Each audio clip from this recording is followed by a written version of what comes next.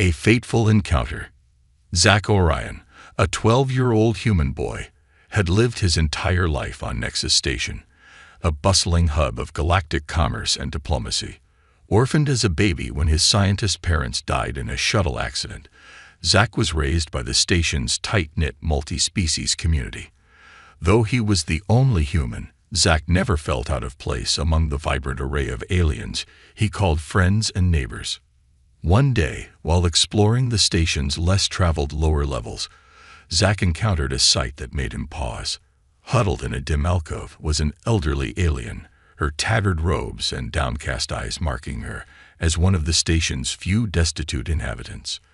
Though her silvery hair was matted and her lilac skin was smudged with grime, something about her bearing hinted at a once regal presence. Moved by compassion, Zach approached the old alien woman. "Excuse me, ma'am. Are you all right? Can I help you?" The woman looked up, her eyes widening in surprise at the human boy's concern. In a rasping voice, she replied, "Oh, child, I am beyond help, but thank you for your kindness." Undeterred, Zach sat beside her and unwrapped the sandwich he packed for lunch. Breaking it in half, he held out a portion to the woman. "Here, please take some. It's not much, but it'll help with the hunger." The old alien hesitated briefly before accepting the offering with a grateful nod. As they shared the modest meal, Zach couldn't shake the feeling that there was more to this woman than met the eye. Little did he know, he was sitting beside Queen Astera herself, rightful ruler of the Zephyri people, driven into hiding when a ruthless usurper seized her throne. On Nexus Station, even a deposed queen was just another face in the crowd, lost among the countless aliens making their way. But by a simple act of kindness, Zach had forged a connection that would change both their destinies and shape the future of an entire world. An unlikely friendship. Over the following weeks, Zach made a habit of visiting the old alien woman, never failing to bring an extra portion of food or a warm blanket. Though her guarded demeanor never quite melted away, she seemed to take comfort in the boy's presence and gentle chatter. Zach told her about his dreams of one day becoming an explorer, charting new worlds beyond the station's confines. Unbeknownst to Zach, the old woman was observing him intently, taking measure of his character and potential. Queen Astera had not survived the treacherous politics of the Zephyri court without honing a keen sense for those she could trust. In this humble human boy, she recognized a rare purity of spirit, an innate decency untainted by the self-interest and envy that had long festered among her own people. One day, as Zach described his latest misadventure with a malfunctioning cleaning droid, Astera interrupted him softly. "Child, I have seen how you care for others, no matter their species or station. Would you like to learn more of the greater universe, of the wonders and workings of the many races beyond your own?" Zach's eyes lit up at the prospect. "Yes, please. I've always wanted to know more about the aliens here on Nexus. My friend Zorax tells the best stories about his homeworld, but he gets annoyed when I ask too many questions." Astera smiled faintly, a hint of humor in her eyes. "I believe I can manage a few questions. Come, let me tell you of the worlds I have seen and the peoples I have known." Thus began an unlikely friendship, the elderly beggar woman and the inquisitive human boy. Astera taught Zach the histories and customs of a dozen alien races, patiently explaining the complex political and social dynamics that shaped galactic society.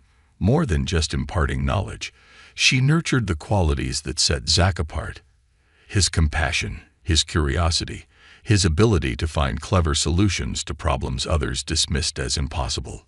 Zach blossomed under Astera's tutelage, his natural ingenuity and open heart allowing him to absorb her lessons with astonishing speed. Yet for all the wisdom Astera shared, she remained guarded about her own past, never hinting at her true identity. Zach's friends, meanwhile, grew puzzled by the amount of time he spent with the old woman. The more uncharitable among them sneered that Zach was wasting his time with a useless beggar, that he would do better to focus on his duties and practical studies. Zach paid them no heed, for he could sense that his mentor had profound knowledge and untold depths hidden beneath her unassuming exterior. In Astera, he had found not just a teacher, but the closest thing to family he had ever known. The connection between them would soon be tested, for forces were moving in the shadows, threatening to shatter the fragile peace of Nexus Station and plunge the galaxy into a war that would demand every ounce of Zack's courage and resourcefulness to overcome. Signs of rebellion. As Zack's bond with Astera deepened, he began to notice subtle changes in the rhythm of life on Nexus Station. Whispers of unrest among the Zephyri refugees who had sought sanctuary there grew more frequent, while furtive gatherings in quiet corners of the station sparked worried speculation. Though open talk of politics was discouraged on the neutral ground of Nexus, it was an open secret that the Zephyri were chafing under the rule of the usurper King Morax, who had driven Queen Astera into exile. Astera herself seemed troubled, her brow often furrowed in thought, as she watched her people struggle to adapt to their diminished circumstances. Zack, ever observant, couldn't help but ask about the growing tensions. "Mentor, I've heard some of the Zephyri talking about reclaiming what's theirs and casting off the shackles of the tyrant. Are they planning some kind of uprising?" Astera sighed heavily, her gaze distant. "Oh child, if only it were that simple. My people have suffered greatly under Morax's rule, but an ill-planned revolt would only bring more pain and hardship." Zack's eyes widened as he caught the implication. "Your people? Mentor, are you?" Astera met his gaze, a rueful smile on her weathered face. "Yes, Zack. I am Astera, once queen of the Zephyri, now a fugitive in exile. I did not wish to deceive you, but secrecy is my only protection." Zack took a moment to absorb the revelation, then squared his shoulders with resolve. "Your secret is safe with me, Men, Your Majesty, and if there's anything I can do to help your people, just say the word." Over the following months, Zack became Astera's eyes and ears on the station, using his unassuming status to gather information and assess the mood among the Zephyri. Together, they began to lay the groundwork for a resistance movement, identifying potential allies and discreetly bolstering morale among the downtrodden exiles. It was a dangerous game they played, for Morax had spies everywhere, alert for any sign of Astera's whereabouts or activities. Zack's youth and unorthodox methods, however, allowed him to evade suspicion as he carried coded messages, brokered clandestine meetings, and even hatched a plan to borrow a shipment of much-needed medical supplies for the Zephyri. All the while, Astera continued to mentor Zack, not just in the ways of politics and subterfuge, but in the deeper qualities of leadership, self-sacrifice, and the indomitable human spirit. Under her guidance, Zack began to understand that his greatest strength lay not in any physical prowess or technical skill, but in his ability to bring out the best in others, to forge unlikely alliances and find common ground where none seemed to exist.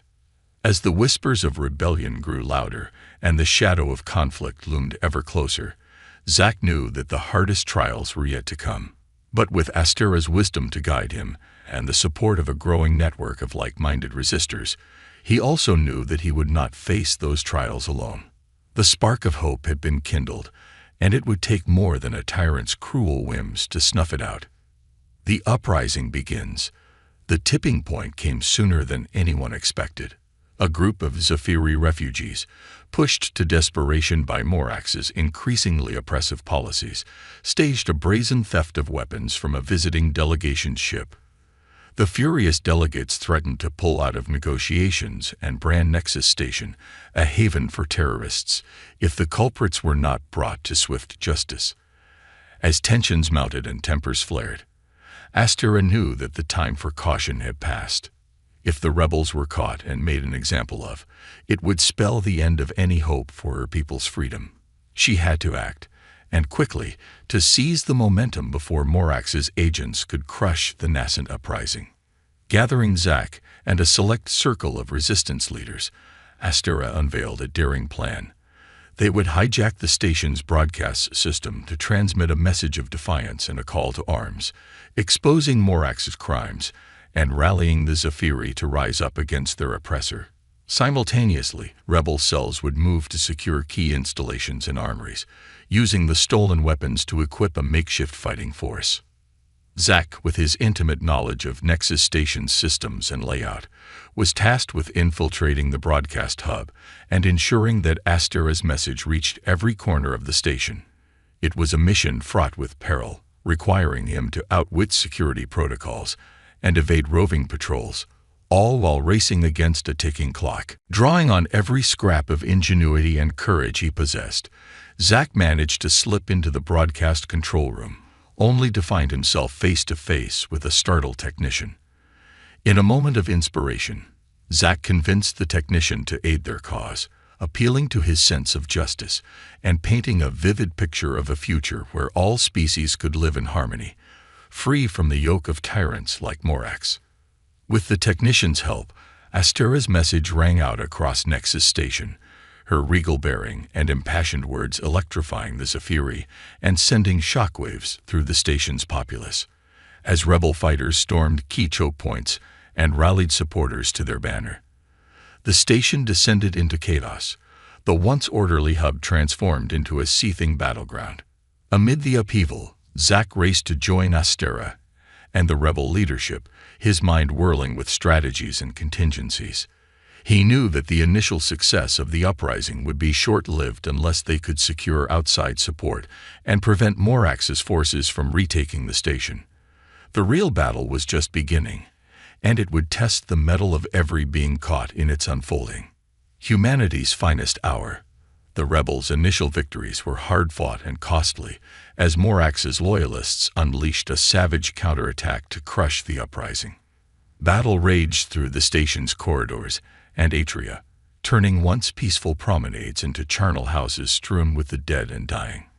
Zack, though no soldier, found himself thrust into the heart of the maelstrom, his quick wits and improvisational skills, often the thin line between survival and disaster for the embattled resistance fighters.